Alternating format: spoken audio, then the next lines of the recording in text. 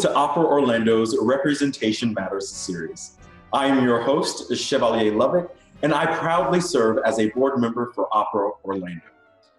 In our last episode, I shared hosting duties with Alejandra Ballerino Boyer, who had an enfuego interview with Maestro Jorge Parla. It celebrated Hispanic Heritage Month and marked the launch of our Latinx Artists, Latinx Stories series. There's more to come there.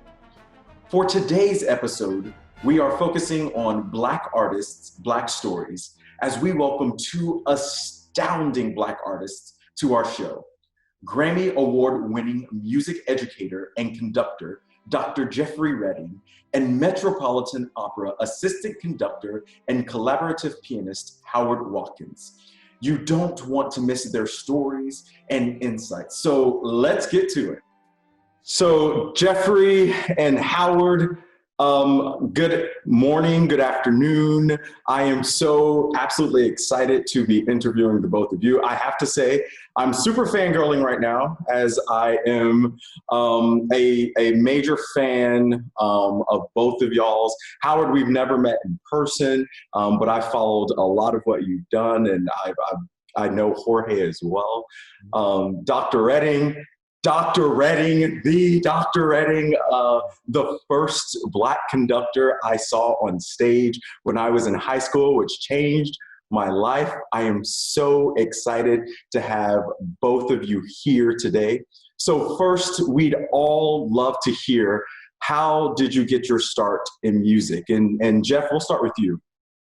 Well, I've been singing since I think I came out the womb. So, but in terms of getting started in music, my time was at Jones High School, and I've had incredible choir directors. But in high school, Edna Sampson Hoggart at the time, who's now passed away, whom you know very well, and she inspired me beyond belief. Singing Handel's Messiah every Christmas, the Christmas portion, traveling on choir trips. My first choir trip was to Atlanta, and I remember meeting Wendell Whalum at Morehouse College as a eighth grader, and just like being in awe. So the bug in me, it just kind of inspired me to just kind of want to do this. And then heading on to FAMU and having Dr. Vernon Smith, who's also passed, who was my very first collegiate choir director, and who just inspired me. Even though I had him for 1 year, it was the impact that he had on my life with the choir trips, and just imparting everything he had in me. And then, of course, Dr. Augustus Pearson Jr., who I say is my father, who's been passed since '95, who really said, Jeffrey, because I quit music for a while. I quit, and maybe for a semester. and because I got tired of it, I was frustrated, and I changed my major, and he said to me, I told him I don't want to do music anymore, and I'm going to go and do a CIS major. And he looked at me and said, okay, Jeff. I was there for maybe a month, came back, and I said, can I come back? And the advice he gave me, he said, Jeffrey, I knew you would come back. And I said, why? He said, you didn't do your best while you were here. So what made you think you was going to go somewhere else and do better? In other words, you take you wherever you go. And if you don't change you just recreate the same situation. Then on the Florida State with Andre Thomas, Rod Eichenberger, and that whole plethora, Clifford Mattson, Judy Bowers. And so I've been blessed with every part of my life. God has put someone in my life to sort of push me on to the next level, to serve. And so you get these skills to give it away. So come on, Jeff, with the name dropping. Look, we got some local celebrities here that it's fantastic. And all those names that you said, I mean, they are super legends, particularly in the choral world, and how, choral music has come a long way because of some of these names. And we're adding your name to that. Actually, your name is already added to that. So we're really grateful to have you here for that. So Howard, how about you? How'd you get your start in music? Well, like most pianists, I started when I was a little kid. I actually started with guitar. I played guitar first, and then at a certain point, started taking piano lessons and got into it, I think when I was about 8, something like this. So I went into high school, started doing high school band. I played saxophone and bassoon and started enjoying my time doing band instruments, and then decided to go to undergrad as an engineering major. So I went to University of Dayton. I did a couple years of engineering. I tried to, like Jeffrey, it was interesting to hear your story, Jeffrey, because I also tried to go away from it. And Yes. after a few years, just 2 years actually, after 2 years, I realized, no, Mhm. this is what I want to do, and that is not what I want to do.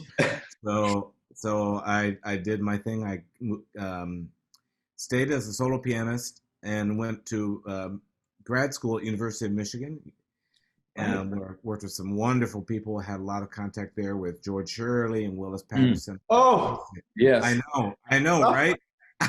For real. oh. It was amazing, and I don't even know if I always appreciated it while I was there. And then eventually, you know who came? Shirley Verrett came and taught Come there. on, Shirley Towards the end Barrett. of my time there, she was Oh, the late great Shirley Barrett. Hmm. unbelievable. So I had a great experience at Michigan. Over a number of years, I did a master's in solo piano. Realized, I really love collaborating. I'm much more into collaborating than sitting in a room learning sonatas and concertos, which has its place, but wasn't for me. And worked more and more with people. I had a period of time where I worked in the dance department, met some wonderful people there, and great creativity, but realized, okay, not for me, for my life. So I did my doctorate with Martin Katz, incredible, incredible musician. And then eventually I decided, okay, finish with Ann Arbor. Ann Arbor is awesome, but if I stay here, I'll never leave.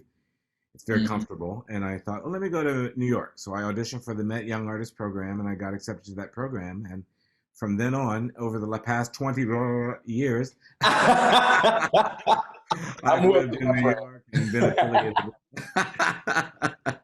with the Met Opera. And just a beautiful, beautiful, beautiful time in New York. And all except for the last year or so, it's been amazing. Yeah, phenomenal. Thank you for sharing that, Howard and Jeff.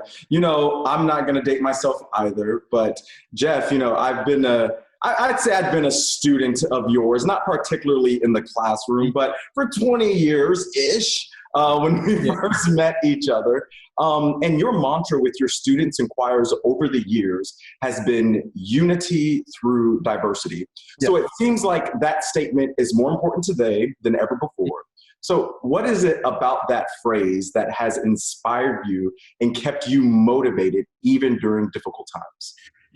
It's one thing is because and we can all talk about it, during various times we've been faced with racism or prejudice of many types. If you've been in this field, you faced it at some point. The thing is, I had to make a decision. Do I become angry and fight this way, or do I become angry and inspire others to love a different way? And so I chose to love a different way. Because one thing was Gus Pearson, when he passed away, we used to always sing Unity at every concert. So when I first started, before I go to UCF and I was at West Orange High School, there was a lot of racism there, a lot of prejudice. So it's two things I did. One was this right here. One was I wanted to sing a song to remind me of where I come from, because I understand I stand on the shoulders of folks who went before me, who made the way. So one thing, to never forget where you come from. The second thing was I needed to see where I was. And where I taught at that point in time, it was different race issues and so on and so forth. So I decided that let's sing unity. And I told the kids, I cannot control prejudice of any type out in the world, but I can control what happens in my classroom. So control the environment that in turn controls you. So therefore, I decided that if I can touch one student at a time, they can go out into the world and say, listen, we are all in this together, and we cannot have any issues like this of any time. We are closer, we are stronger together.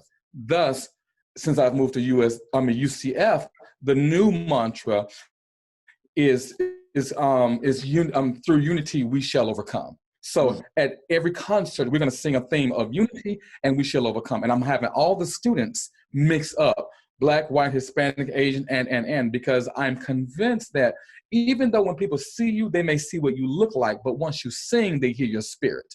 And at the end, so if we can touch and change through that, we can move to the next level, especially now what's going on in the atmosphere of our country. Absolutely. So I try to, every time I get knocked down, and sometimes you get tired of getting knocked down, let's be honest, you got to get back up and say, okay, love some more. And sometimes you don't feel like it. So Howard, you have collaborated with big name artists from Kathleen Battle to Grace Bumbry to Diana Demrau to Joyce DiDonato, and you have worked in Europe, Asia, Russia, and Israel while spending some time at a little-known company, which you mentioned, called the Metropolitan Opera. So as you look back, are there times when you would say your career was affected positively or negatively because you were a Black artist? I think the main thing that's been troublesome for me in that regard, and I would say negatively, actually, sorry to start with that, but it's just that people have certain expectations and they have certain prejudging and stereotypes and things like that.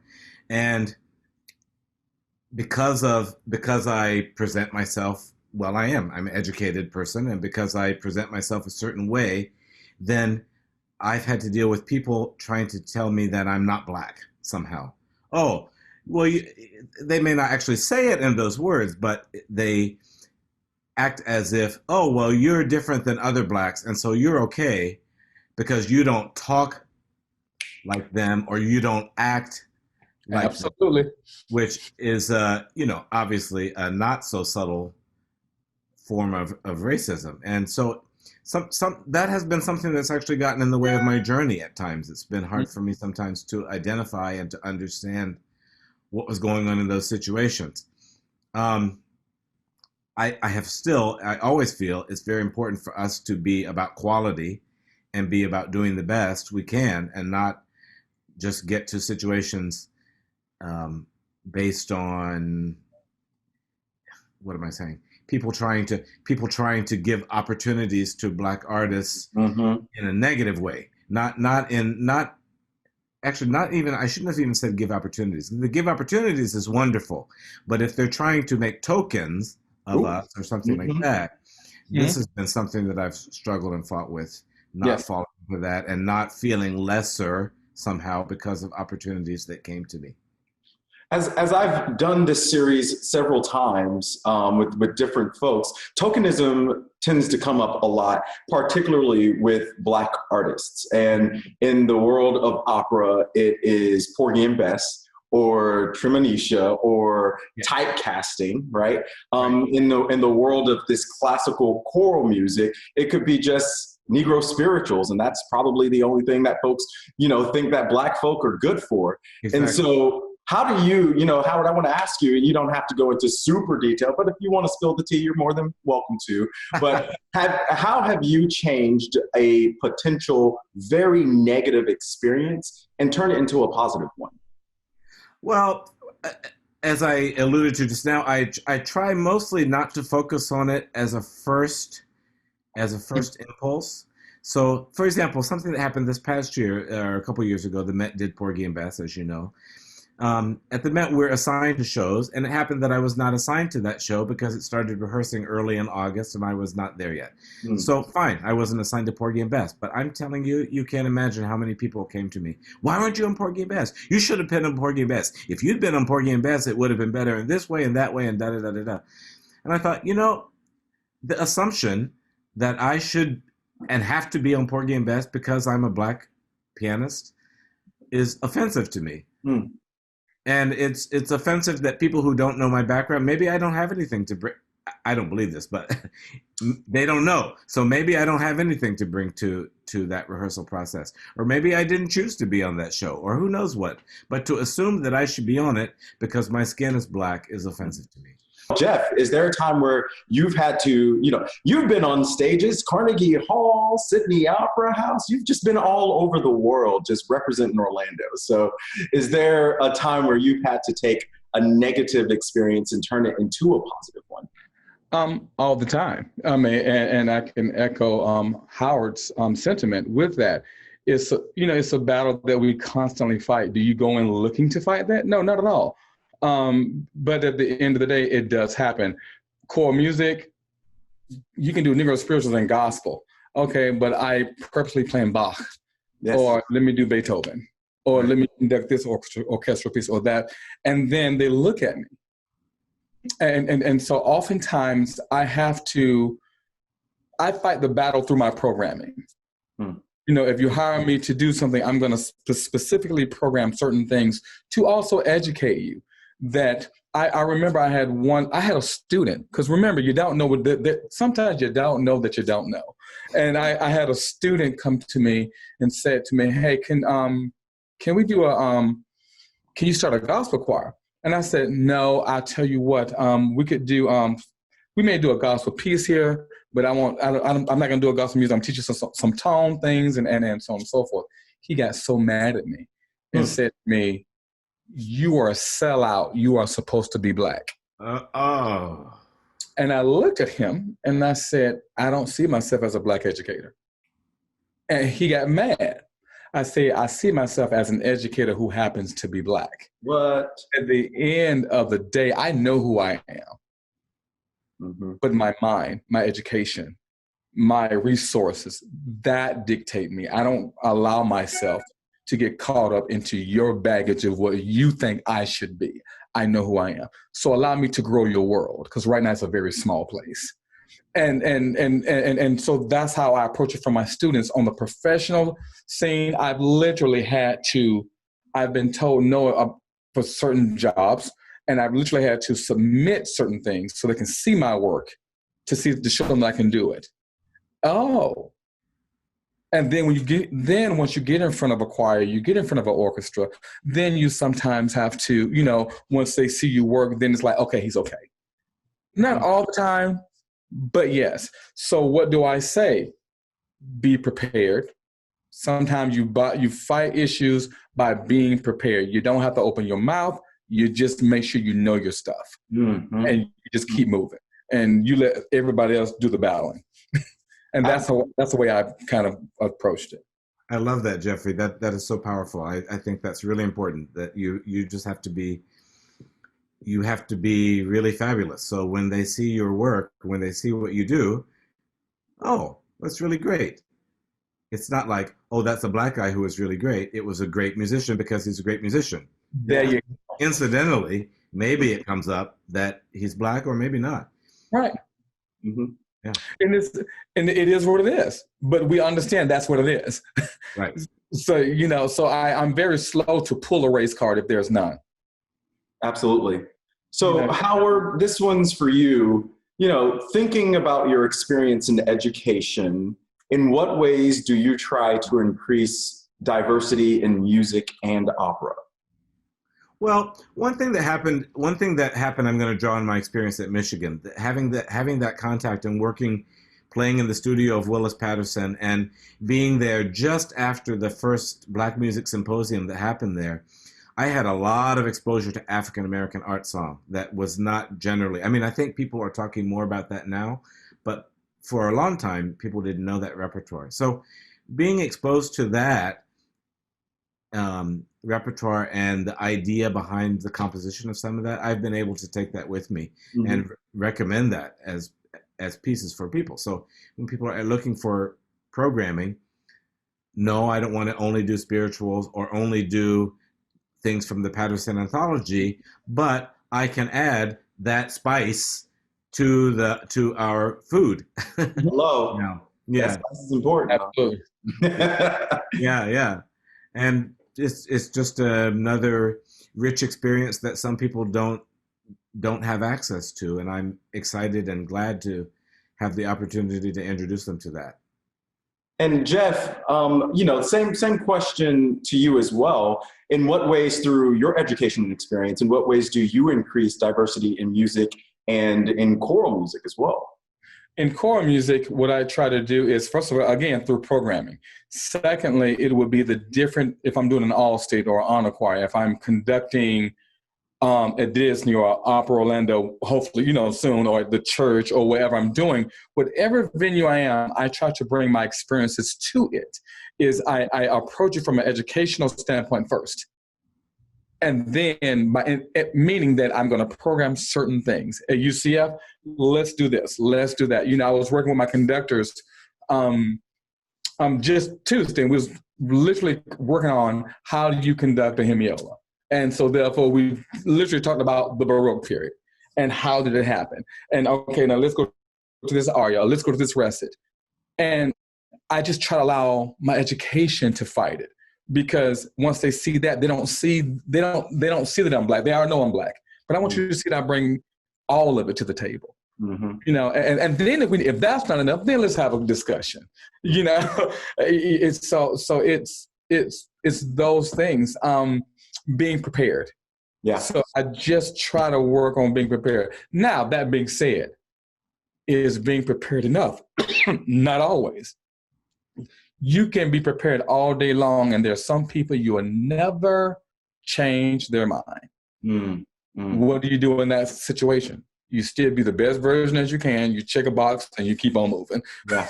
Sometimes it's said that choral directors cannot conduct orchestras. And sometimes you deal with that issue. Yes. So sometimes if you're Black and you do choral, you better show you can do both hands. What? Sometimes it's a double battle. That exists? You know that. But again, I just don't allow myself to get caught up in it. I know that it's there. I'm in love with making music and inspiring others. Totally. I'm not going to grocery shop in your issues.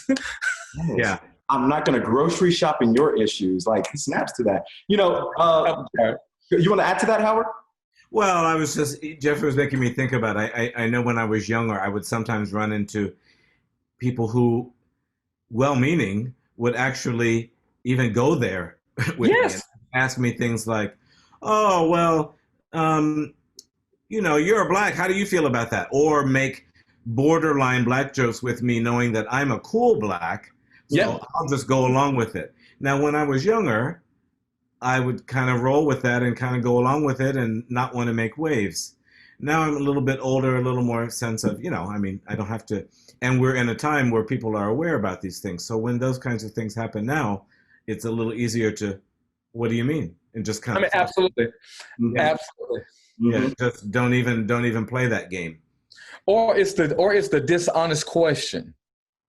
You know, I'm going to ask you a question, but I kind of already have an idea what I want you to hear, what I want to say. So you ask me a dishonest question. That's like asking somebody, do you think I'm overweight? But you already know you're overweight, but you want to ask me,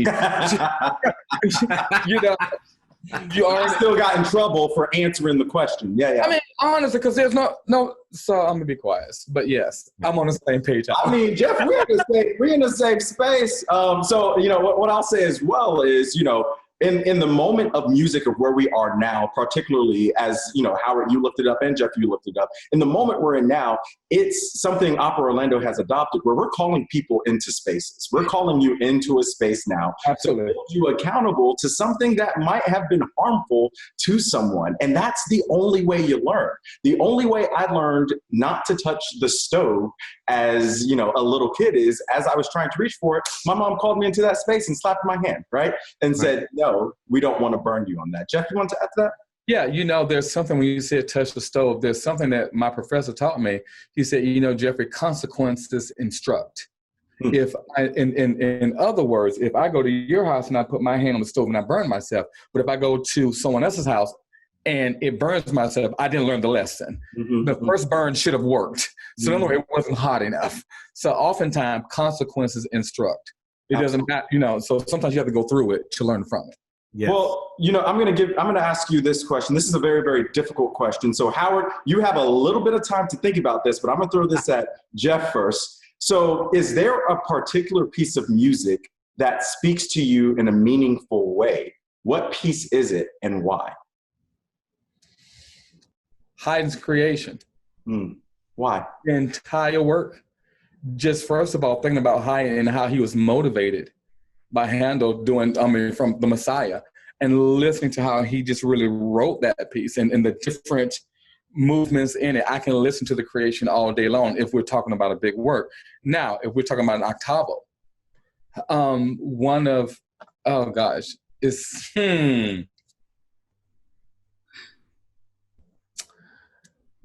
Randall Stroop's There Is No Rose. It just, and what's beautiful about it is the simplicity of it. Haydn is the complexity of it.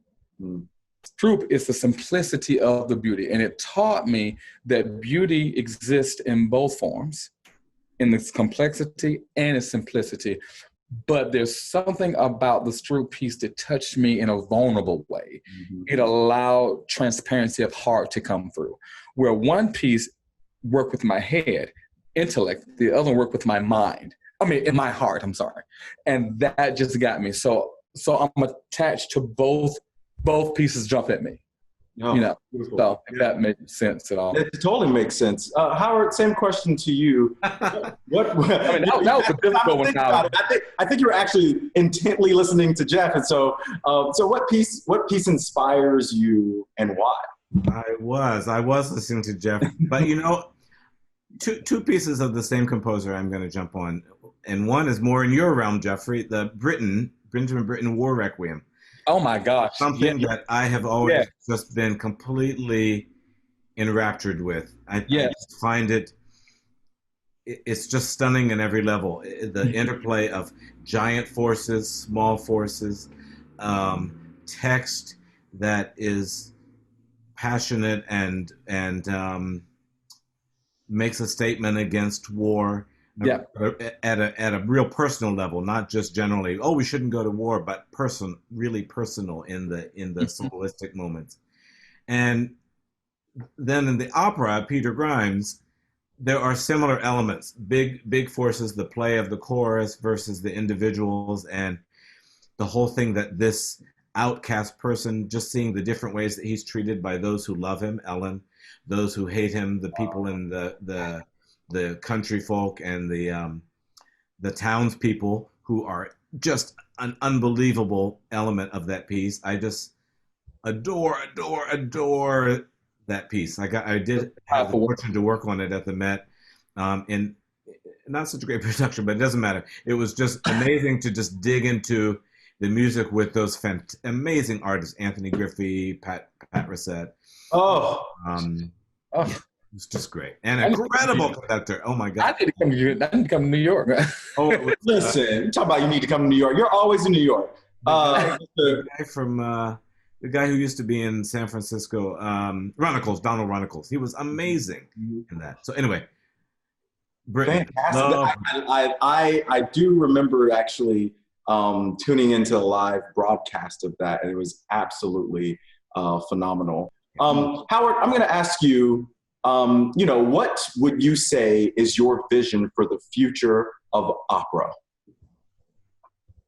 Oh yeah, that's a good question. My vision for the future of opera is that the focus is on real things. So what I mean by that is real communication, emotion, embracing emotion, and always being in the moment.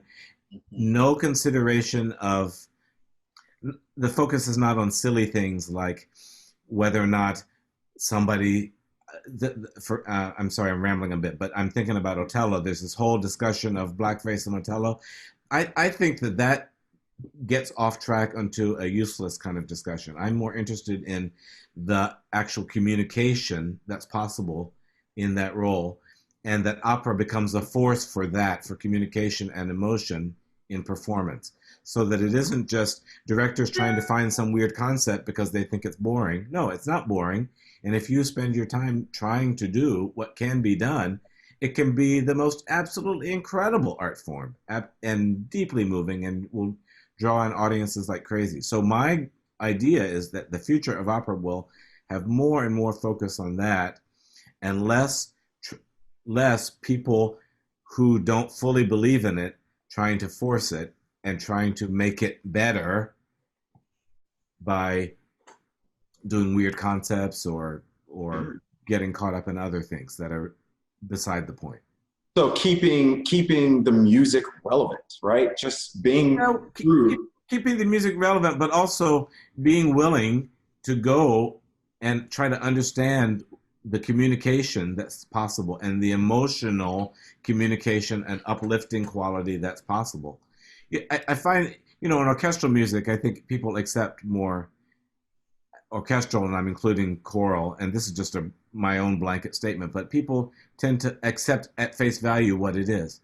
Mm. But in opera, you get more people who will come in and say, well, I don't understand it. And so they think they have to fix it. to make it understandable for people. You don't have to fix it. You just have to make sure you're doing what's there to be done. And that happens much less often than we think. Yeah. Jeff, what is your vision for the future of choral music? I want it to be accessible for everyone, one. Two, I want to diversify at the highest level. I want to see every form of choral music and have an equal amount of respect and understanding of it.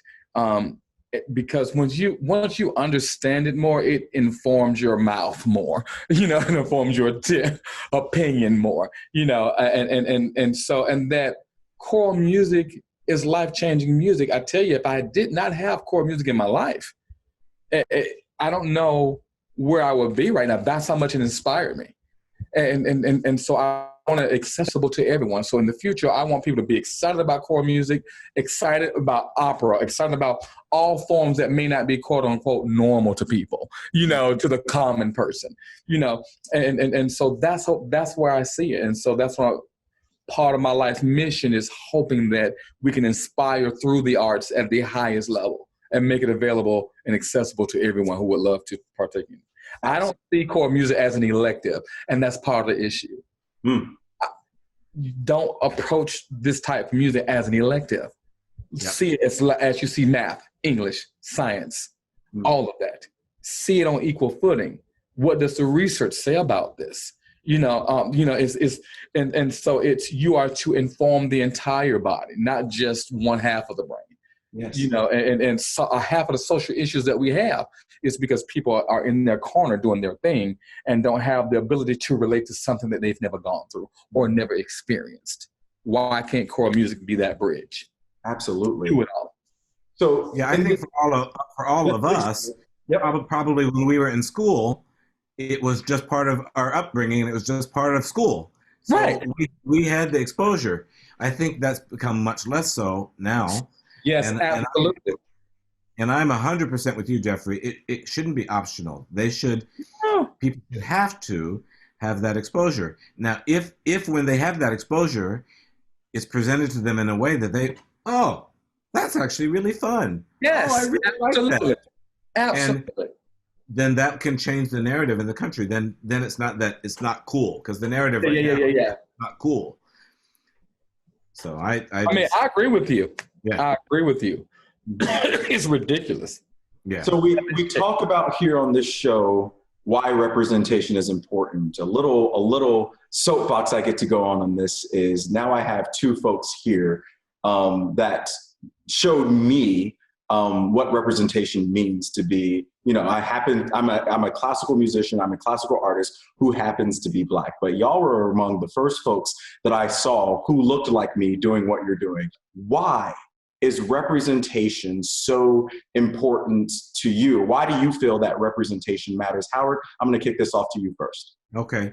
Well, I think especially in opera, it's very important.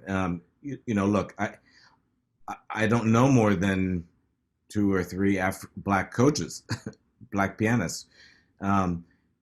They're just not that many. So I think that kids who come to opera should be able to come and I'm including within opera art song recitals. So kids who come and have that experience of people singing like that, unmiked, should be able to see someone who looks like them who does that. So that it isn't just, that's something those people do over there, but that's something we can do, that I can do. Oh, there's the potential. That guy can do that. And then there's a comfort level because of that maybe they can approach me, we can have a conversation, we can talk all about it, and they can see that here's my experience, what's your experience? We have a similar background in that way, and therefore there's some point of contact.